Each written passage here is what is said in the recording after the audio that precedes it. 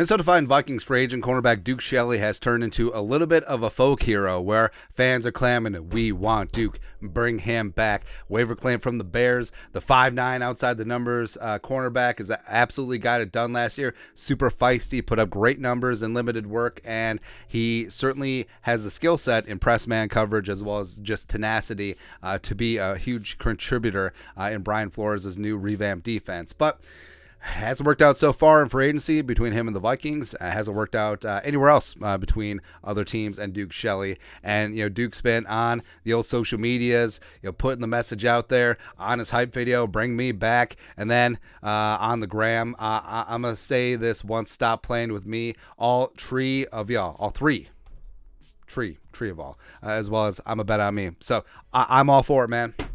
Bet on yourself. Don't let them lowball you. And I would love Duke Shelley back on like a 1 year, $5 million deal. 2 years, $9 million, somewhere in there. Now, we obviously don't consider ourselves a journalist, but rule numero uno, or I don't know, it's up there for journalism rules. Big J journo is don't have yourself become part of the story. But we're all up in there. Put me in, coach. I'm ready to play.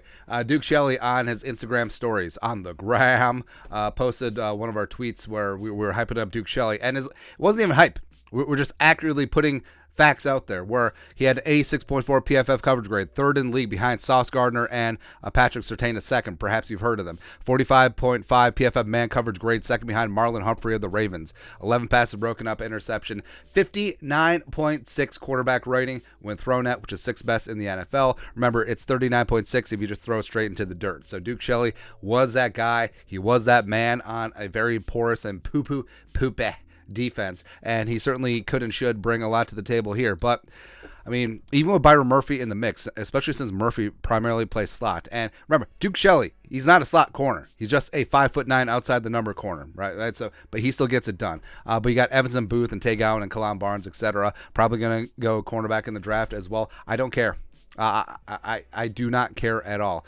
Bring this man back, keep him in purple for a season, and just have it be a 1 year prove it deal. And maybe that's what Duke is going to have to settle on, this offseason anyway. Because if the market isn't there, the market isn't there. So is he really going to bet on himself? Like, is he going to take that 1 year prove it deal? And if he does it again for through a full season, I mean, sky's the limit. Plus, what's amazing about Duke is that he came aboard last year at the start of the season, like no training camp, no OTAs, learning the defense on the fly, and he came in and he was gangbusters. So imagine if and when the Vikings re-sign him and he's in an OTAs, he's in a mandatory minicamp, he's in a training camp, he's in the preseason with Flores and the defense, sky's the limit.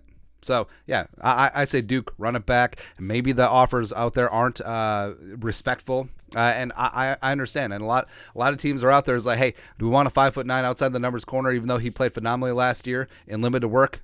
Probably not. But if he does it again, then we'll pay him. So I hope that Duke bets on himself. I hope he returns to the Vikings, and hopefully we're a small part of that. It's like swaying public opinion by just stating facts. That's right, man. But your thoughts are our thoughts. Duke Shelley posts us on the gram. Let us know your thoughts and our thoughts in the comment section below. Subscribe for daily Vikings takes. Want to support the work? Put a little something in the Venmo. But till next time, Skol, production value.